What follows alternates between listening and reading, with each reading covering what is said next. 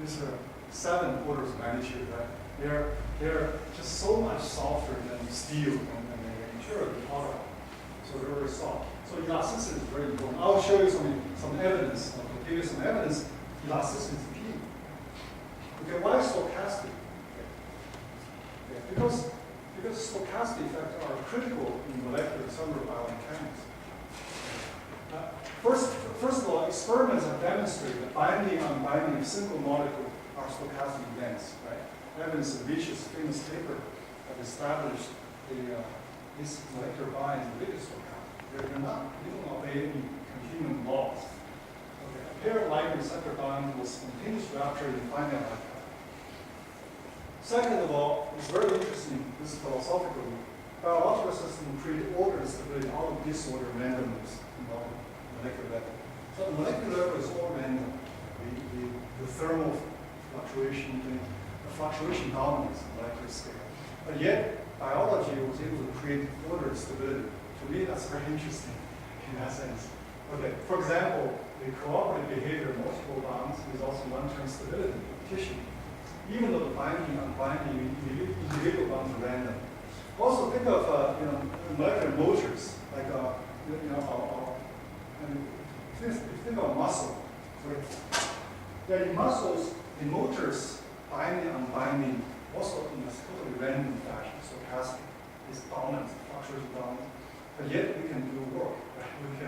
We can through muscle contraction, we can perform useful work out of this randomness. So I think it's very interesting. So biological systems achieve order, efficiency, stability from randomness, stochastic behavior on molecular scale. I think it's worth studying in such areas. The stochastic dynamic of single molecular bond that's well accepted by now. Okay. It's it starts with Gauss equation. Basically, it says the 2 molecular bonds undergo, if you apply a force on that, the rate of rupture of a single molecular bond is exponential. Right? The bigger the force you apply, the faster it will break. But even without a force, it will break. This is stochastic. Okay, a pair of broken bonds can also rebind. Okay, say the bonds are already broken, 2 dangling bonds. Okay, if they're separated by some distance, okay, this bond is perform Brownian motion, random Brownian motion in the neighborhood of this bond. So it has a probability to bind.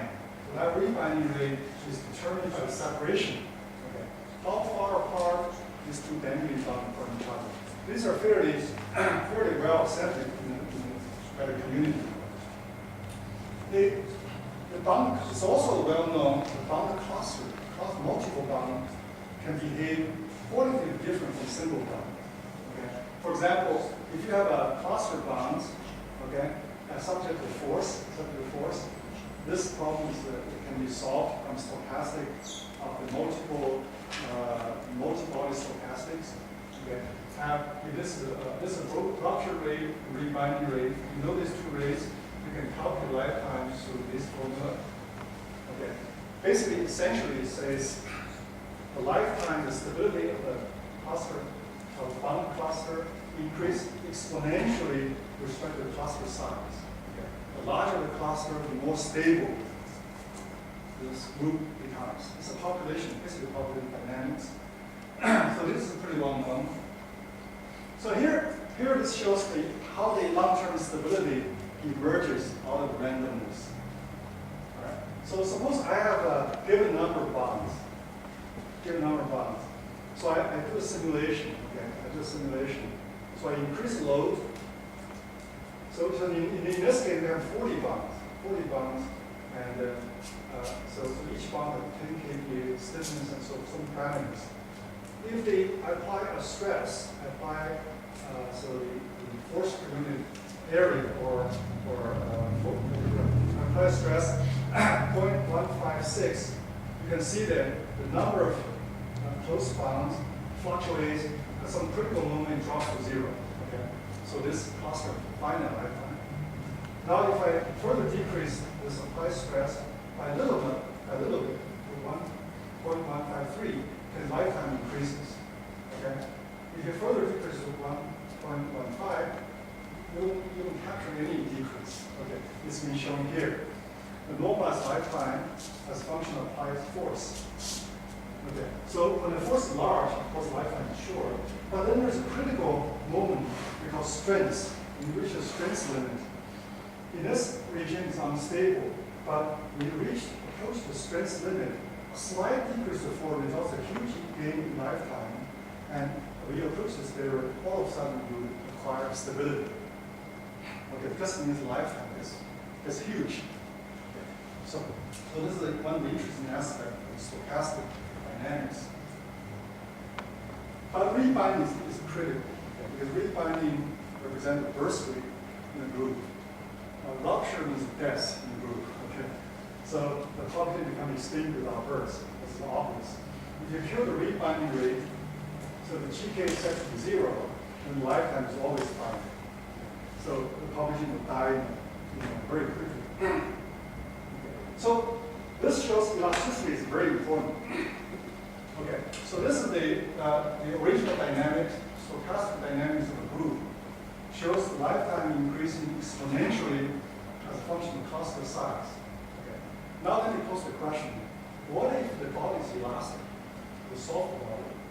Okay. I still have a cluster of bonds, this molecular cluster. Only difference is my medium, the surrounding medium is a soft material. Okay, only difference. So I no longer have this behavior. Okay, so if this is rigid, these two block are rigid, only with bonds, I would expect the lifetime increase exponentially with cluster size. If the medium is elastic, the behavior is totally different. All right, so initially I still have the exponential increase initially, but then it reaches the peak, and decrease again. So elasticity, soft material is very, very important. It can change the total behavior, completely change the behavior of the molecular interaction. Okay? The soft material. We understand the following. So initially, when the bond number is small, it still follows roughly this behavior. So the lifetime increases exponentially. But then, when the material is soft, you have non-uniform stress. So you get stress concentration near the edge of the contact, edge of adhesion. So that stress concentration causes the lifetime decrease again. Okay. This again is a transition from more like uniform behavior to a stress concentration crack-up behavior. So you can see this behavior for adhesion between elastic medium is totally different from the traditional statistical mechanics or physicists were talking about the cluster bond between two rigid bodies. They really consider elasticity of the medium. The soft material, the adhesion between soft material have a limit, right? It's not the bigger the better. Actually, there's an optimal size for adhesion. Optimal size of clusters where the situation becomes most stable. If you're bigger than that, the lifetime actually decreases because the material is soft. We're dealing with soft materials. Okay, so now I'll give you an example. Let me give you an example. So we use this framework to study the motor force homeostasis in muscle contraction. Okay. Why do we want to study this problem? First of all, muscle has been studied for the longest time in biophysics, biology, because since 1930s, muscle has been a lot of people with advancing technology, we understand more and more. Second of all, the muscle, the same mechanism, muscle contraction, also applies to cell interior. Cytoskeleton consists of stress fibers. The stress fibers, including motors, myosin motors, the same mechanism as muscle. Okay. If we can understand muscle, how muscle maintains homeostasis, then perhaps the same principle can be applied to cell. Okay. So that's why we picked this, because this is very, very well studied, much better studied than cell. So there's a paper, quite recent paper in Cell, 2007, demonstrated a very interesting phenomenon, homeostasis, you can recall here.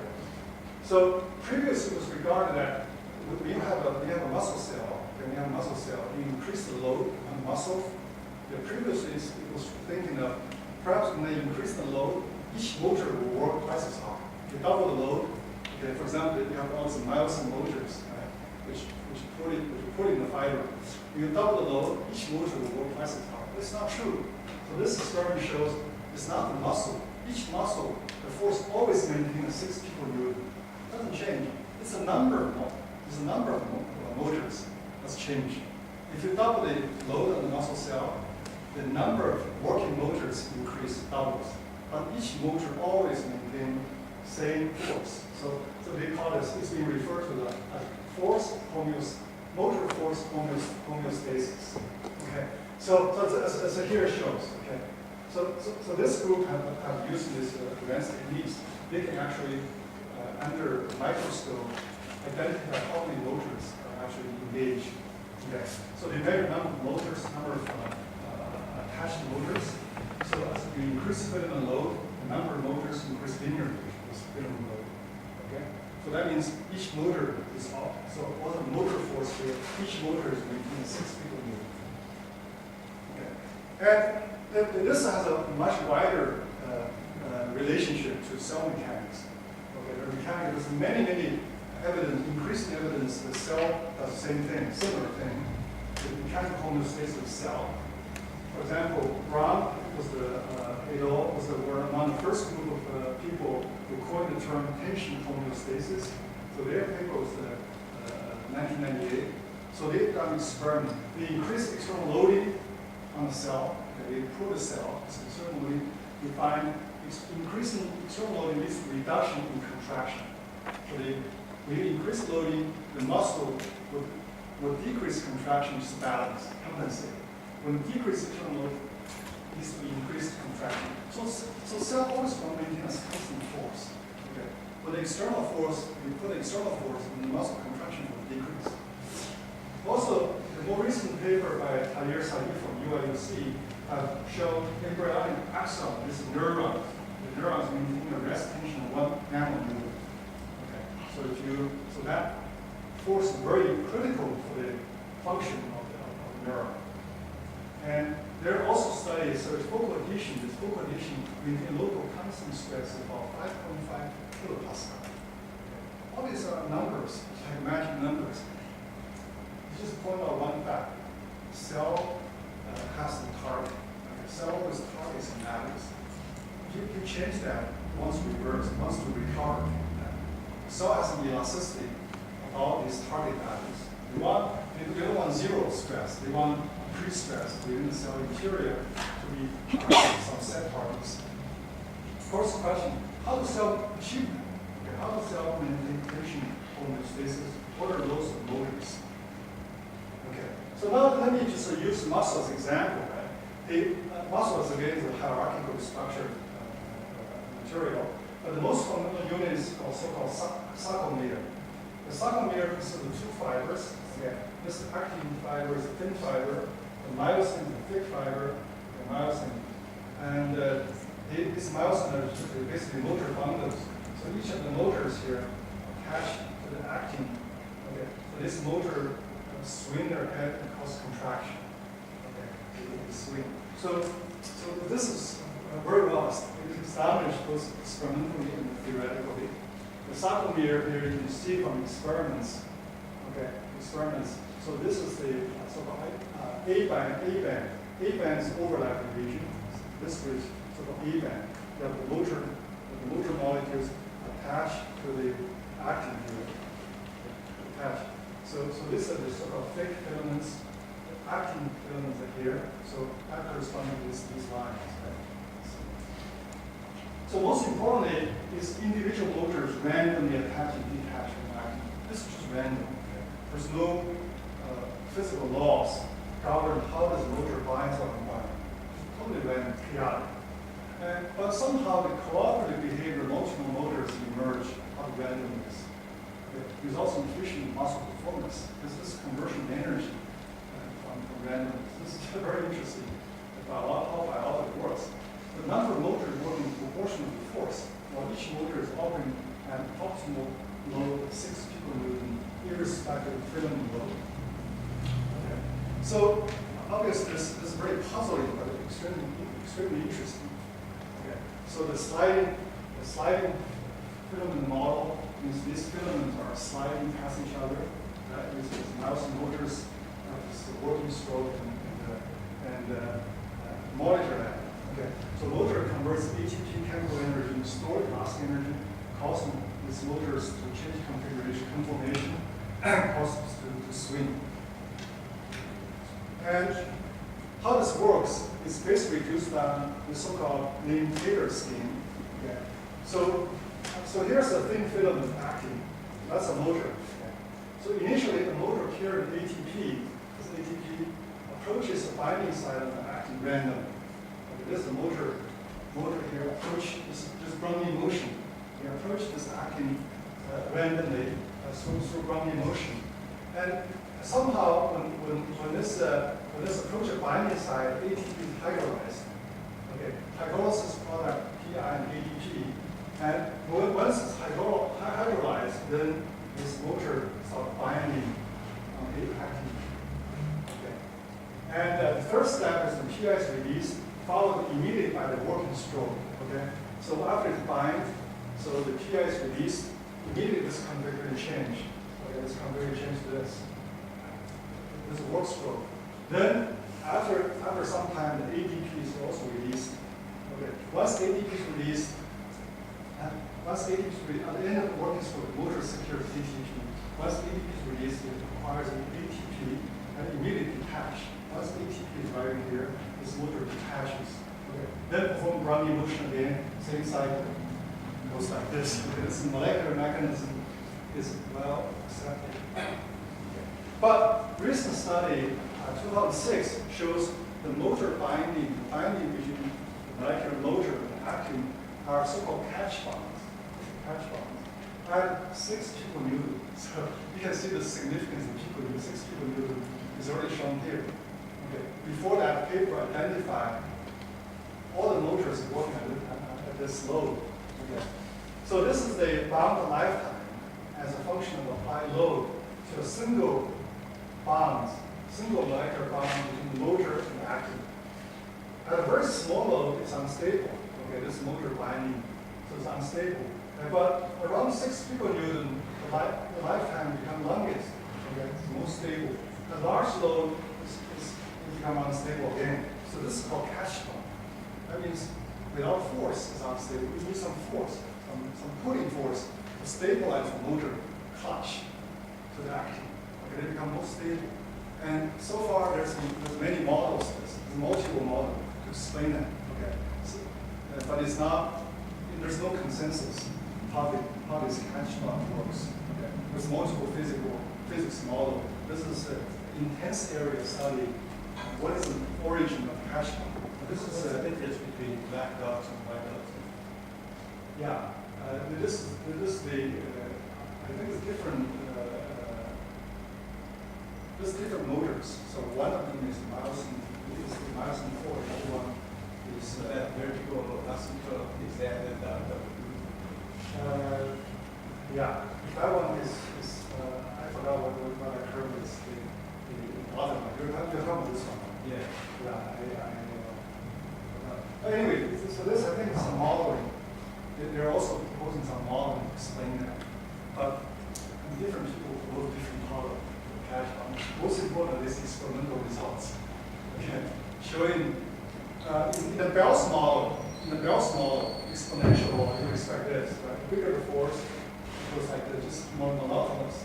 Okay. The catch bond, you have this right, the optimal workload. Okay. So based on this, we established, we say, okay, how about we just adopt all this model and try to explain experiments. So we call stochastic elastic model Sakomir. Our model is very simple. We assume the thick film is rigid, just a substrate. This is just substrate. Okay. So when we have these motors anchor on the substrate. Okay. So we have this actin filaments. We model as elastic rod. This filament is passive. Actin themselves are just passive elastic rod. They're engaged. They're engaged by these motors, by these motors which anchor on the substrate. So thick film is considered rigid for simplicity, and thin film is modeled elastic rod, subject to filament load P for their approachiness. Okay. Now, stored elastic energy from ATP causes the attached motor to swing forward, right? Causing the thin film to slide at a velocity v. Okay? So with the force here, the thin filaments can be contracted, right? Actually, in the muscle case, you have to consider there's isotonic load. When P is given some load, it's stable, stay here. If the force is below some load, the muscle actually slides in this direction. Okay? But if the force is above isotonic load, the fiber slides in another direction. Okay. So the elasticity of the motor, we call stochastic elastic model. The motor is also elastic, right? We extract the elasticity of the motor from experiments. This experiment is called transient test. The experiments of the muscle fibers, what you do is you impose instantaneous displacement, and then you measure the force recovery. Okay, you give them instantaneous displacement of the sarcomere, you measure the recovery of the load. Okay, so in this case, so this only a few milliseconds, very fast process to recover that. Okay, so this is experimental data showing the load on the motor, showing the load on the myosin motors as a function of displacement, as a function of high displacement. Okay, it's bilinear. It goes like this, and then it goes down like this. Okay. This is also a transient test, a T2 curve. Okay. So we assume these motors obey this behavior measured experimentally. It's bilinear. It goes like this, and down like this. The elasticity motor is rate dependent. Okay. Because of time scale, okay, the time scale, this is much, milliseconds becomes very fast. That's why you have this behavior here. Okay. Then we are using this model with a stochastic elastic coupling. The force and displacement motors are coupled by finite method. So, if we know this, okay, for given configuration, suppose among these n motors, there are n number of motors engaged. So we know the binding, we know how many bonds are closed, how many bonds are open. So this becomes just a passive elasticity problem for us. We perform a finite calculation, calculate what the forces on each bond and what the deformation of the binding side. Okay, we calculate the elastic displacement forces in each force location. So this is mean by force and displacement motors are calculated by finite methods. If we once the forces are determined, we can determine all the kinetic rates of all possible stochastic events. On the next page, I'll explain what these events are. These events are experimentally identified. Now, then we perform a Monte Carlo simulation using the Gaussian Monte Carlo algorithm, select the specific stochastic events, and we update the states. Okay. And this mechanism is already. Okay, these are possible stochastic events. Which events we select depends on these rates, right? Which rates dominates. Okay, first event is the attachment. Okay, so a motor which is currently not working, is idle, have a chance to bind to active. Okay, this we call bias bonding motion for attachment. That determines how far this motor is from the binding side. This is one possible event we computer rates. The second rate is catch bond break. So because the working motor is engaged, there's a catch bond to the active, right? Because you're pulling this with a force, so that engaged motor has a chance to break. So that's given by the catch bond, experimentally determined curve, catch bond. The ATP release, okay. For the ATP release, that's when the so when ATP is released, that means if the motor does not break, but ATP still have a chance to be released. Once ATP is released, the motor acquires ATP and immediately detach. Okay. So if the ATP is released, then the motor immediately captures ATP, then spontaneously detach, even the catch bond is not break. Okay. This is basically adopted from the experiments, experimental descriptions. So let me show you our simulations. Okay, amazingly, very simple model. We just have a very simple model of this elastic rod interact with a bunch of motors. with a rigid substrate, right? We actually capture exactly experimental curve. Okay, we capture the number of working motors proportional to filament load. Okay? With the increasing filament number, increasing load on the filaments, the engaged motors increase linearly, just as we observed experimentally. Okay? Even though we have no rule to do this, right? No imposed rule. The only rule we have is kinetic rates. I just these kinetic rates. Okay? Hash bound ATP release, ATP, and hashing rates. Okay. So we also calculate the fluctuation because experimentally it says, okay, in this case we have a fluctuation. Okay, remember the number of bonds here, right? The number of working motors for given load, there's fluctuation. The fluctuation is about 10. So 10 motors fluctuates. Even though average, this is average behavior, but there's fluctuation there. So we check this fluctuation in our simulations. It turns out our fluctuations are also on the order of 10, right? The stochastic fluctuation number of catching motors shows a variation of 10. So we, of course, the number of motors in our simulation is exactly the same as in experiments. That's also agreement with experimental experiments. Furthermore, we can simulate so-called Hughes law. This Hughes law is a very classical law in muscle. It's been known for many years, since 1930s, Hughes law. So Hughes law is this curve here, right? This is the filament load. The velocity is the contraction velocity. This is the contraction, the rate at which the muscle contracts. If the load is very small, the muscle will contract faster. Now this is called isotonic load. This load, the contraction velocity is 0. Contraction velocity 0. So our muscle all undergoes some stress. Okay, undergoes some stress. If we don't change that, that means we are applying a load to activity. Okay? So we're constantly consuming energy. So this load is isotonic load. If the load is below the isotonic load, the muscle contract. If it's bigger than that, you will elongate. Our model is the first. Our model is first one to capture the entire range of the behavior of the Hughes law. The Hughes law is very here. And the regulation mechanism, how come the motor force are regulated around 60 people Newton? So how does cell maintain the 6 people Newton working, this homeostasis? Our simulation shows the key is this one, the bilinear law and the catch box. Because the motor, the engagement, right, the strength of the life stability of the motor engaged and active is most stable at 6 people as shown experimentally. So the motor, the optimal working load for the motor is 6 people. If we deviate that, then it becomes more unstable. And during the work stroke, for significant displacement, this slope is quite small. Okay, we're not disturbing it, even though the molecular mechanism is still not so clear. Okay, not so clear. How does it maintain this bilinear law? Well, this is from experiments. But these are the key: the catch bound and this bilinear behavior. So motor force vary generally due to initial slope of the power stroke, during initial slope of the power stroke. High detection rate as a power stroke received beyond 6 kN.